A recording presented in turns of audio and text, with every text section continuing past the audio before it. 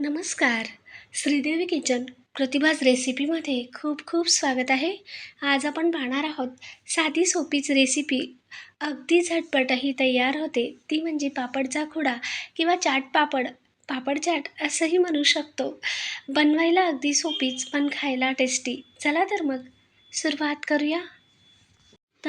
इथे मी पापडाचा खुडा बनवण्यासाठी किंवा चाट पापड बनवण्यासाठी साहित्य घेतले. एक 4 ते 5 एवढे उडदाचे पापड घेतले आहेत. त्यानंतर एक मध्यम ते लहान आकाराचा कांदा, एक लहान आकाराचा टोमॅटो, 2 हिरवी मिरची किंवा एकच मिरची घेऊ शकता तुमच्या तिखटाच्या आवडीप्रमाणे. अर्ध्या लिंबाची फोड किंवा अर्धा चमचा लिंबाचा रस, अर्धा चमचा काश्मीरी मिरची पावडर, 1 चमचा चाट मसाला, चवीनुसार मीठ, 1.5 ते 2 चमचा एवढे साजूक तूप आणि थोडीशी कोथिंबीर. आता टोमॅटो आणि कांदा आपण चिरून घेऊयात.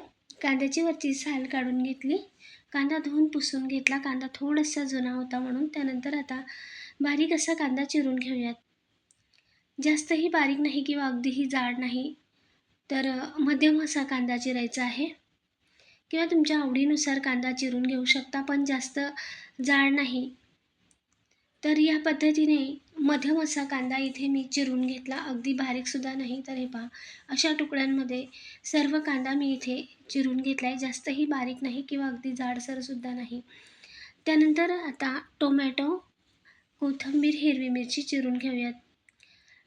टोमॅटो जास्त बारीक चिरायचा नाही, अगदी थोडासा असा मध्यम जाडसर ठेवायचा, म्हणजे कांद्यापेक्षा थोडासा जाड असाच टोमॅटो चिरायचा. नाहीतर टोमॅटोचं पाणी झाल्यामुळे पापड वातट होईल, म्हणून टोमॅटोच्या फोडी अशा थोड्या मोठ्या ठेवायच्या. तर हे पहा, या पद्धतीने इथे मी टोमॅटो चिरून घेतला आहे. टोमॅटोच्या रसमुळे सर्व पापडाचा खुडा असा ओलसर होईल. याच पद्धतीने मिरचीही बारीक कट करून घेऊयात. तर कमी तिखट मिरची होती. 2 कापलेली हिरवी मिरची घेतली, अर्धा चमचा लिंबाचा रस.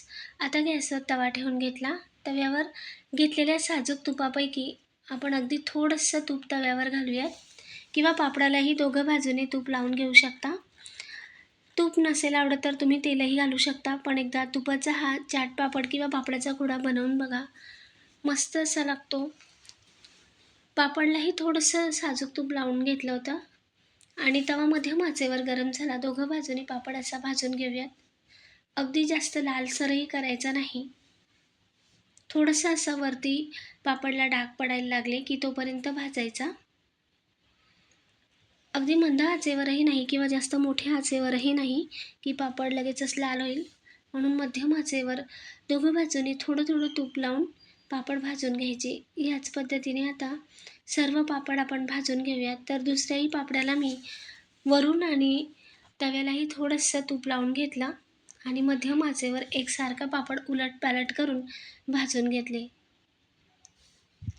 तर हे पापड जास्तही जाळला नाही किंवा अगदी लालही नाही, बरोबर असं सर्व बाजूने आपला पापड भाजला गेला आहे. याच पद्धतीने आता जे राहिलेले पापड आहेत ते सुद्धा आपण भाजून घेऊयात. थोडं थोडं वरून तूप लावायचं आणि तूप लावून अगदी मध्यम आचेवर पापड भाजून घेतले. तर हे कमी तुपातच भाजले तरीसुद्धा एकसारखे आपले पापड भाजले गेले आहेत. आता थंड झाल्यानंतर पापड असे चुरून घेऊयात. जास्तही हा पापडाचा खुडा बारीक करायचा नाही, थोडा जाडसर असा ठेवायचा. हाताने असे पापड मी कुस्करून घेतले. तर हे या पद्धतीने असे तुकडे दिसत आहेत असा पापडाचा खुडा किंवा हा पापड ठेवायचा. त्यानंतर आता एका दुसऱ्या भांड्यात आपण चिरलेला कांदा घालूयात. यावरच हिरवी मिरची, चिरलेला टोमॅटो घालूयात.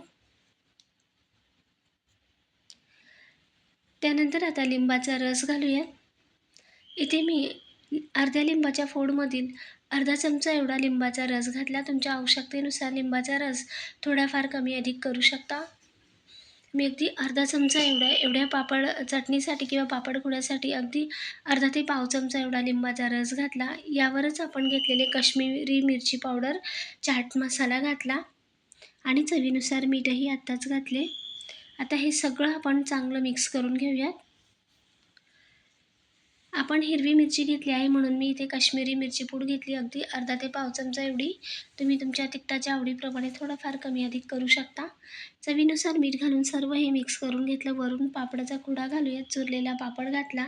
यावरच कोथिंबीर घातली बारीक चिरलेली आणि जे शिल्लक राहिलेलं तूप होतं तेही थोडंसं गरम करून घेतलं किंवा त्याच गरम तव्यावर ठेवली वाटी आणि तूप वितळल्यानंतर यात घालूयात आणि सगळं हे आता एकजीव करून घेऊयात. या पद्धतीने कधी पापडखुडा बनवून बघा. तोंडी लावण्यासाठी जेवणासोबत मस्तच होतं किंवा लहान मुलांना मिरची नाही घातली असंही खायला दिलं तरी नक्की आवडीने खातील. शिवाय यात घातलेले टोमॅटो, कोथिंबीर आणि कांदासुद्धा मुलं अजिबात नाही म्हणणार नाही, पुन्हा बनवायला लावतील. अगदी चटपटीत असा हा पापडखुडा होतो.